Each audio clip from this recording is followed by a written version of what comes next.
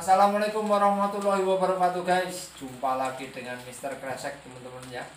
Kali ini saya akan membuat tutorial cara pengusiran lalat buah atau mengantisipasi lalat buah yang sering mengganggu tanaman budidaya kita, yaitu saat bercocok tanam atau bertani cabai teman-teman ya. Yang pertama, bahan yang digunakan itu adalah Raiden teman-teman ya. Raiden insektisida Raiden. Ini berbahan aktif, di sini tertuliskan triazofos. Kemudian yang kedua adalah Purakron. Purakron insektisida. Ini berbahan aktif profenofos. Yang ketiga Kanon. Kanon insektisida berbahan aktif dimetoat. Nah, kemudian ini adalah, saya bilang ini pemikat temennya. Ini pemikat petrogenol. Ini dia memikat lalat buah berjenis kelamin jantan. Dia masuk mencium aroma petrogenol ini, kemudian memutus tali perkawinan dengan lalat buah betina. Nah, rata-rata yang masuk ke sini lalat buah yang jantan. Perbedaannya, kalau lalat buah yang jantan warna kuningnya kan lebih tebal daripada lalat buah yang betina. Kalau lalat buah yang betina, warna kuningnya tidak terlalu pekat untuk garis-garis di badannya itu teman-teman ya. Oke. Alat-alat yang digunakan, teman-teman boleh nyari botol, terserah botol apa saja, bebas. Yang ukuran segini teman-teman ya, jangan yang 1 liter terlalu besar. Kemudian ada suntikan. Suntikan teman-teman bisa beli di apotik. Ini harganya kisaran Rp3.000. Terus ada kawat. Teman-teman boleh nyari kawat yang kecil boleh, yang segini boleh, yang penting dia bisa ditepuk-tepuk teman-teman ya. Ada gunting, strapless, kemudian pisau, dan yang terakhir ini teman-teman ya, ini kain kasa. Teman-teman kalau nggak ada kain kasa boleh menggunakan kapas. Oke, sekarang kita lanjut ke cara pembuatan perangkap lalat buah dan pembuatan pengusir lalat buah. Ini botol air mineral kita siapkan. Nah, kemudian kita potong di sini teman-teman ya. Kita potong di sini. Nah, ini sudah saya bantu potongkan. Nah, seperti ini teman-teman ya. Kemudian ujungnya ini, tutupnya ini kita lubangin. Boleh teman-teman menggunakan pisau, kita lubangin seperti ini. Ini sudah lubang, dan bagian belakang botol ini kita lubangin juga teman-teman.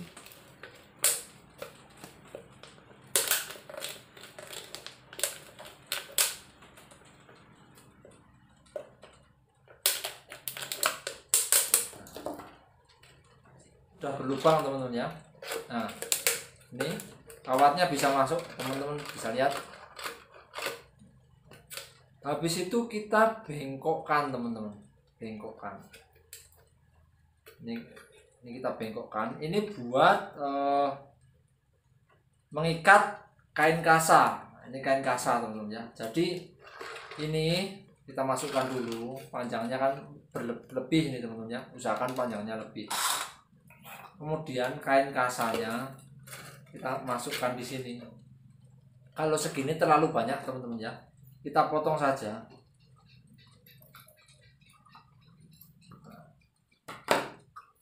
Segini sudah cukup teman-teman kalau buat pemikat lalat buah. Nah, gini.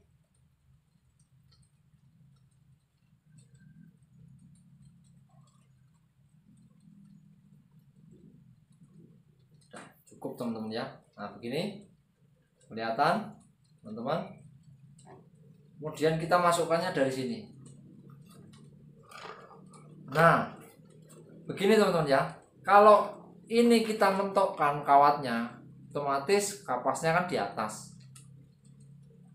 Di saat terkena angin dia tetap bertahan di atas.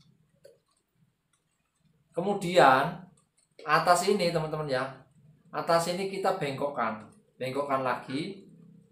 Nah, seperti huruf U. Nah, begini teman-teman. Ini buat kita mengikat tali rafia nanti. Oke, ini kita biarkan dulu teman-teman ya. Ini tutup yang kita lubangin tadi, kita kembalikan ke sini. Setelah itu, untuk pemasangan ini bukan seperti ini, tapi seperti ini. Oke, jelas kelihatan. Setelah ini kita strapless. Teman-teman.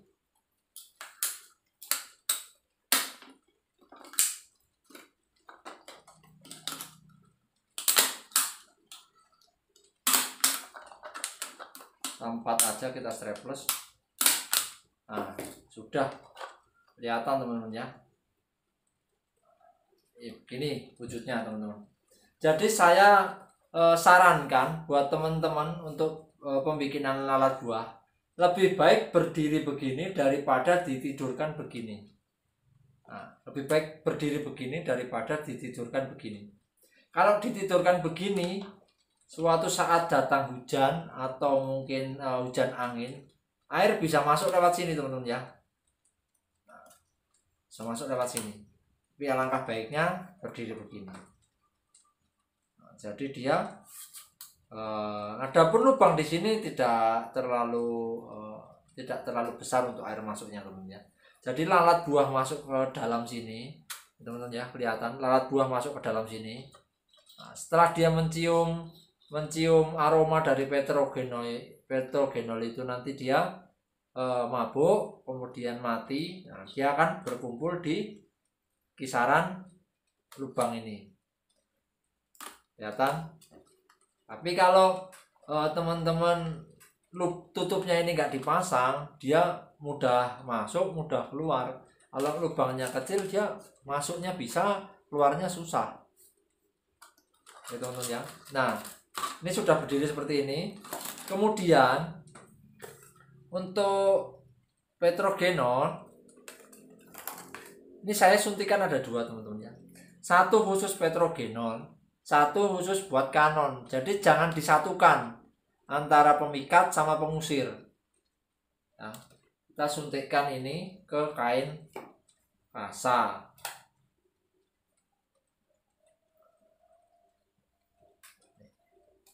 Ini petrogenol teman-teman ya.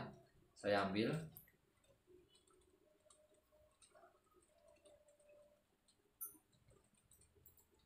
Kelihatan guys. Ini saya gunakan sedikit saja teman-teman. Nggak usah banyak-banyak kalau petrogenol itu. Karena dia baunya sudah sangat menyengat. Kemudian kita suntikkan ke kain kasa yang tadi kita masukkan teman-teman ya.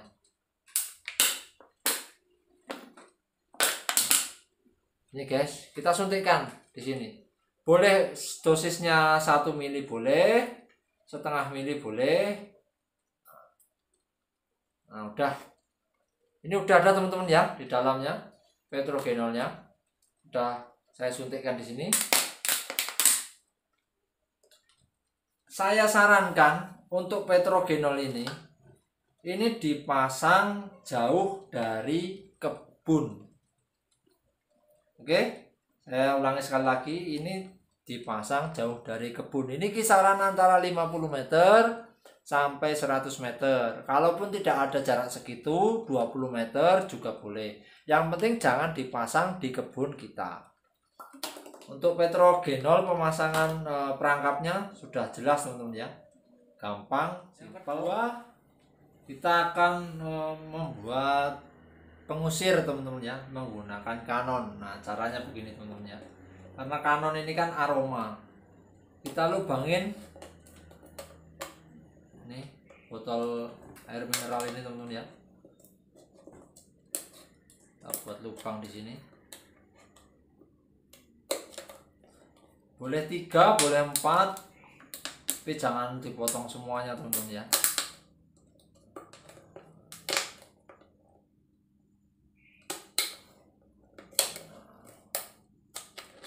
Yang penting lubangnya agak gede teman-teman.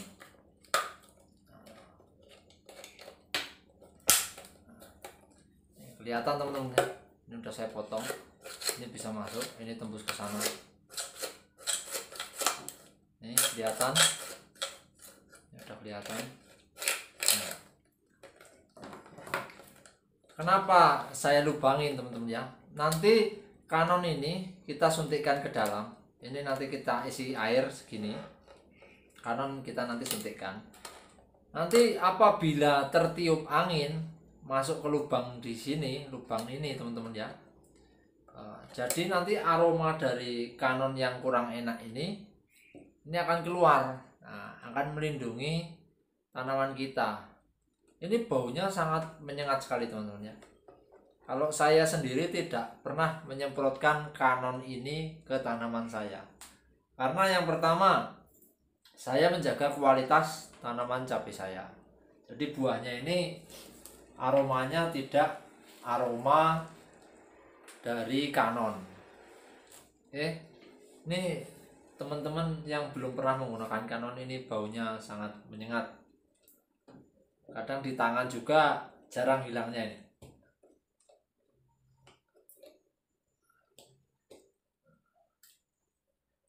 Ini sama teman-teman ya. Kita gunakannya sedikit saja. Baunya teman-teman. Ini nggak hilang-hilang baunya di tangan.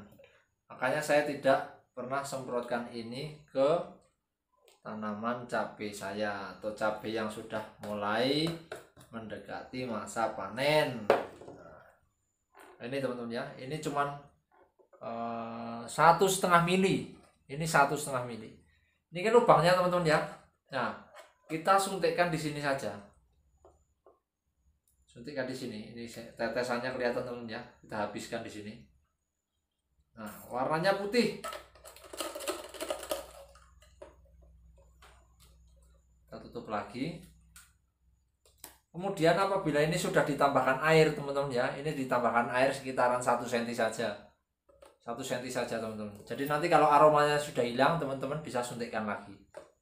Kemudian kita ikat lehernya ini dengan kawat teman-teman ya. Nah, begini saja udah cukup. Kemudian kita gantungkan ini di tanaman budidaya kita, tanaman cabai. Boleh perbedengan itu menggunakan 3 atau 4 botol. 1 bedeng kita gunakan 3 atau 4. Ini kalau menurut saya sudah efisien. Jadi untuk petrogenol ini dipasang jauh dari kebun. Kalau kanon ini dipasang serapat mungkin dengan tanaman. Ini baunya sangat menyengat dan lalat buah tidak suka. Jadi dia lebih memilih lari ke petrogenol daripada lari ke kanon atau ke tanaman cabai budidaya kita. Jelas sampai sini teman-teman ya. Nah, untuk Kurakron dan Raiden ini kalau saya sendiri kan Kurakron ini saya semprotkan, tapi tidak per 6 hari sekali teman-teman ya. Saya hanya gunakan ini 2 minggu sekali. Ini gunakan 1 minggu, setelah itu ini gunakan 1 minggu, sama-sama 2 minggu sekali. Ini bergantian. Kalau Kurakron ini untuk hamanya teman-teman ya. Kalau banyak yang bilang Kurakron bisa dibuat untuk membunuh lalat buah, memang betul. Tapi alangkah baiknya apabila kita kolaborasikan tadi antara petrogenol, kanon, dan Kurakron. Jadi ini buat semprotnya setelah selang 1 minggu digantikan dengan Raiden. Nah, Raiden ini teman-teman ya, Raiden ini apabila disemprotkan ke tanaman cabai yang sudah terkena lalat buah, ini telur yang ada di dalam itu biasanya mati teman-teman ya. Ini nggak menetas, nggak hidup. Ini cuman saya jarang pakai teman-teman ya, karena cuaca di sini hujan nggak berhenti. Jadi udah ada mungkin sekitar 2 bulanan dari tanaman cabai saya. Ini sisanya tanaman cabainya. 2 bulanan saya nggak pernah menggunakan obat-obat ini. Jadi selama dari awal panen merah sampai sekarang saya nggak pernah menggunakan Raiden dan Canon. Kalau di Metoa, kalau ulangi teman-teman ya, Raiden dan Kurakron. Kalau Canon dan Petrogenol saya masih pakai, tapi tidak untuk disemprotkan. Karena ini menjaga kualitas dari tanaman budidaya kita. Oke teman-teman ya. Nah, ini ada sampel.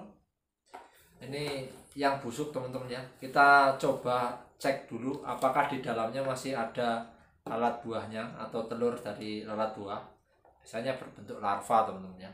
Saya akan cek satu-satu di sini.